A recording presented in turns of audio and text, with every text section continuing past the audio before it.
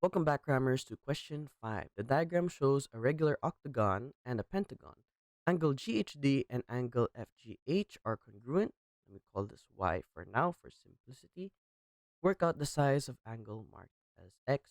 Show you're working clearly. So we can see that angle Y is equal to angle Y, and we are already given the other angles, so we can assume that if we find the sum of the interior angles and subtract 112, 102, and 96, we can find 2y. So the sum of the interior angles is equal to 180 times number of sides as 1, 2, 3, 4, 5 minus 2. That's simply equal to 180 times 3, which is equal to 540. So we know that the sum of the interior angles must be 540. So we can simply say 540 minus 112 minus 102 minus 96 is equal to 2y. We can use a calculator to find our answer.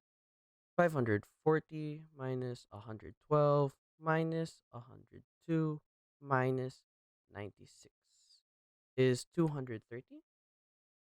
230 is equal to 2y. We divide both sides by 2 to cancel out. Divide by 2.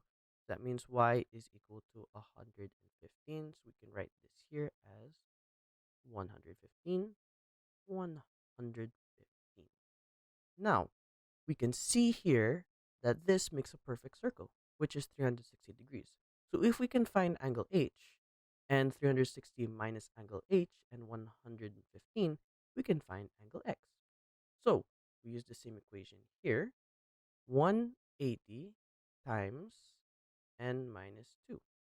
Here we have a rectangular octagon, which is 8 sides. So we have 180 times 8 minus 2. That's 180 times 6. We can find that out from our calculator. 180 times 6 is 1080. But we're only trying to find one angle. So we see here we have 1, 2, 3, 4, 5, 6, 7, 8. So we divide this whole number by 8. So we only find one angle. Here, we divide by 8. We get 135 equals 135. So now that we have angle H, which is 135, and we have angle Y, which is 115, we simply subtract both of these values from 360 to find X. So 360 minus 135 minus 115 is equal to X.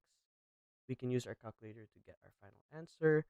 360 minus 135 minus 115 is equal to 110 degrees, which is equal to X. And that's our final answer. Thanks for watching. Cram, then scram.